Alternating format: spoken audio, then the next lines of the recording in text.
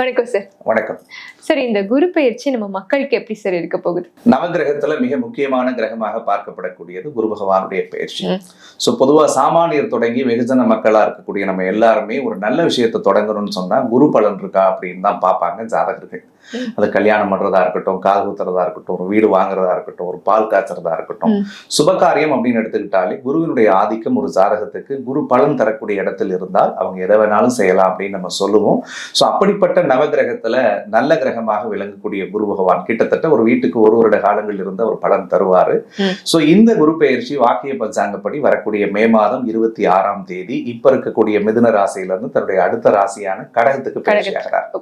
So 12 வருஷத்துக்கு பிறகு குரு பகவான் கடகராசியில உச்சம் அடைகிறது அப்படின்றது ஒரு மிகப்பெரிய விசேஷம். குரு அப்படின்னு எடுத்துக்கிட்டாலே ரொம்ப நல்ல கிரகம் அப்படின்னு சொல்லுவோம். குரு தனத்துக்குரிய காரகன், பணம்.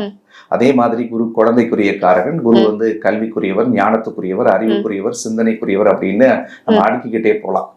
உலகத்துல நல்ல பண்பு எதுன்னு நினைக்கிறோமோ அது எல்லாம் குருவுக்கு பொருந்தும்னு சொல்லணும். சோ அப்படிப்பட்ட குரு பெயர்ச்சியினால 12 ராசிக்காரர்களுக்கும் குருவினுடைய அருள் பூரணமாக இருக்க போகிறது. அதே மாதிரி குரு வரக்கூடிய இடம் மட்டும் இல்லாது குரு பார்க்கக்கூடிய இடங்களும் அற்புதமான பலன்களை ஒவ்வொரு ராசிக்காரர்களுக்கும் தனித்தனியாக கொடுக்கும். ஓகே சார், நம்ம இப்போ கன்னிராசி நேயர்கள் பத்தி பேச போறோம்.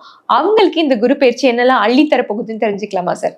ஸோ ஆரம்பிக்கும் போதே அள்ளி தரக்கூடிய குரு பெயர்ச்சின்னு கேட்டிருக்கீங்க. கன்னிராசிக்காரர்களுக்கு பொருளாதார ரீதியாக மிகப்பெரிய முன்னேற்றத்தை அள்ளி தரக்கூடிய பயிற்சியாக இந்த குரு பெயர்ச்சி இருக்க போகுது.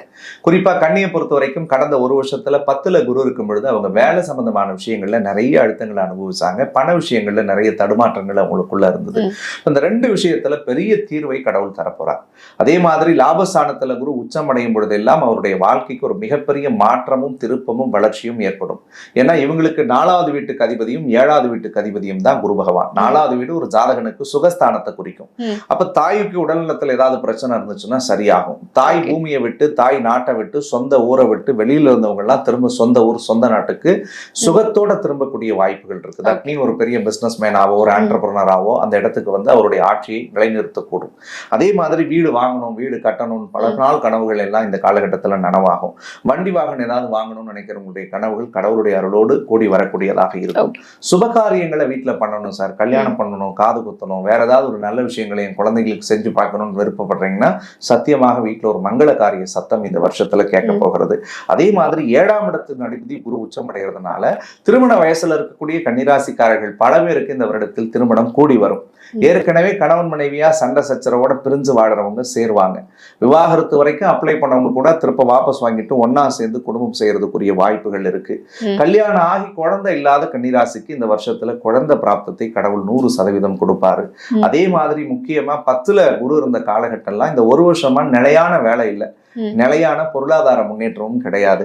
தகுதி இருக்கு சார், நான் உழைக்கிறேன் சார், எனக்கான வேலை ப்ரமோஷன் இல்லை, நான் கஷ்டப்பட்டு சம்பாதிச்சு கொடுக்குறேன், கடைசியில அது யாருக்கு செலவாகுது, அல்லது நான் கஷ்டப்பட்டு உழைச்சு அந்த ப்ராடக்டோட அவுட்புட்டை கொண்டு வரேன், கிரெடிட்ஸை யாரோ வாங்கிட்டு போயிடுறாங்க அப்படின்னு தனக்குரிய அங்கீகாரத்தை தேடிய கன்னிராசிக்காரர்களுக்கு இந்த வருஷத்துல குறிச்சு வச்சுக்கலாம்.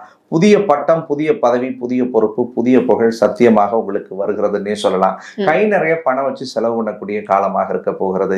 கடவுளோடு பேசக்கூடிய ஆற்றல் இந்த வருஷத்துல அவர்களுக்கு கிடைக்கும். 12ல கேதுங்க, நிறைய தெய்வ ஸ்தலத்துக்கு போயிட்டு வருவாங்க. சில கன்னிராசிகள்லாம் உங்களை நீங்களே கடவுளா கூட நினைக்க தோணும் இந்த பீரியட்ல. ஏன்னா 12ல கேது இருந்துச்சுன்னா தெய்வத்தோடு ஒரு டைரக்ட் இன்ட்ராக்ஷன் கிடைக்கும். கமெண்ட்ல சொல்லுவாங்க நம்ம நேயர்கள், ஆமா கடவுள் என்ன பாக்குறாங்க, என்ன சிரிக்கிறாங்க, முருகர் கடவுள் வந்து பேசுறாருன்னு சொல்லுவாங்க. ஏன்னா அப்படிப்பட்ட ஒரு பீரியட் தான் இது. சுபவரைய செலவுகளை செய்யக்கூடிய காலமாக இருக்கும். 6ல ராகு இருக்கிறதுனால மட்டும் கொஞ்சம் தேவையில்லாத அவ்வப்போது மன அழுத்தம், மன பதட்டங்கள் வரும். தேவையில்லாத ஸ்ட்ரெஸ், டிப்ரெஷனுக்குள்ள 6ல ராகு கொண்டு வரும். இல்லாத நோய்க்கு மாத்திரை எடுத்துப்பாங்க, இல்லாத நோய்க்கு டாக்டர் போய் பார்ப்பாங்க. 1000 கவுன்சிலிங் டாக்டர்ஸே ஒன்னும் இல்லைன்னு சொன்னா கூட இல்ல எனக்கு ஏதோ இருக்குன்னு நினைச்சு இவங்களையும் பயப்படுவாங்க. வேர்வை வந்துச்சுன்னா அட்டாக் வந்துடும் பயப்படுவாங்க. சின்ன சின்ன விஷயங்கள் கூட உடம்புல இன்டர்னல் டிஃபெக்ட்ஸ் தான் இருக்குமோன்னு சொல்லி இவங்களுக்குள்ளே 1000 கவலைகள் இருக்கக்கூடியதாக இருக்கும். அதுல மட்டும் கன்னிராசிக்காரர்கள் கொஞ்சம் கவனத்தோட செயல்படணும். அதே மாதிரி 12வது இடத்துல கேது இருக்கிறதுனால பண விஷயங்கள்ல செலவு பண்றது, இன்வெஸ்ட் பண்றதுல ரொம்ப ரொம்ப ரொம்ப ஜாகிரதையா இருந்து பண்றது அவங்களுடைய வாழ்விற்கு ஒரு மிகச்சிறந்ததாக இருக்கும். மேற்சொன்ன இந்த 2 விஷயத்துல கொஞ்சம் கவனமா இருந்தா இந்த 11ஆம் இடத்து குரு கன்னிராசிக்கு தொட்டதெல்லாம் தொடங்கக்கூடிய காலம். அது எல்லாமே அவங்களுக்கு ரொம்ப பாசிட்டிவா இருக்க போகுதுன்னே நான் சொல்லுவேன். ஓகே சார், இது நம்ம கவனமா இருக்க வேண்டிய விஷயங்கள் சொல்லிட்டீங்க சார். கடன் பிரச்சனைகள் தீர்றதுக்கு வாய்ப்பு இருக்கா சார் இந்த டைம்ல? கன்னிராசிக்காரர்களுக்கு கடந்த ஒரு வருஷத்துல நிறைய கடன் வாங்கியிருப்பாங்க. நம்ப மாட்டாங்க சார், நானா கடன் வாங்கினா கூட யாரும் நம்பினதே இல்லைன்னு பல கன்னிராசி என்கிட்ட சொல்லியிருக்காங்க. வெளியில பாக்குறதுக்கு போறது பென்ஸ், BMW, ஆடியில போனா கூட பெட்ரோல் போட காசு இல்லைன்னா அப்படின்னு என்கிட்ட சொல்லியிருக்காங்க. சோ இது எதுக்காகன்னா 10ல குரு வரும்பொழுது பொருளாதார தட்டுப்பாடுகள் இருந்துச்சு. தொழில் பண்ணா கூட பெரிய மந்தத்தன்மையை கொடுத்துட்டு இருந்தது. கண்டிப்பா அந்த கடன் எல்லாம் செய்யும். கிரெடிட் கார்டுலாம் நிறைய பேர் லோன் அடைக்கிறதுக்கு இன்னொரு கிரெடிட் கார்டு லோன் போட்டு அந்த கிரெடிட் கார்டு பேலன்ஸை கட்டிட்டு அதில் தவிச்சுக்கிட்டு வந்தவங்களாம் அதிகம். பட் அந்த சிக்கல்கள் எல்லாம் கடவுளுடைய அருளோடு சரியாகும். ஓகே சார், இன்வெஸ்ட்மென்ட் எல்லாம் பண்ணலாமா இந்த டைம்ல? கரெக்ட்டா இருக்குமா? தாராளமா செய்யலாம். மே 26க்கு பிறகு இன்வெஸ்ட்மெண்ட் இவங்க செய்யலாமா? மே மாசம் 26ஆம் தேதிக்கு பிறகு அவர்கள் எதில் இன்வெஸ்ட் பண்ணாலும் அது நல்ல இன்வெஸ்ட்மெண்ட் ஆயிருக்கும். ஏதாவது பிசினஸ் ஸ்டார்ட் பண்ணணும்னு நினைச்சாலும் கூட மே 26க்கு பிறகு அவர்கள் தொடங்கும் பொழுது கண்டிப்பாக அவருடைய வாழ்வு மேம்படும். ஓகே சார், பெண்கள் மாணவர்கள் பொறுத்த வரைக்கும் இந்த குரு பயிற்சி எப்படி சார் இருக்கு?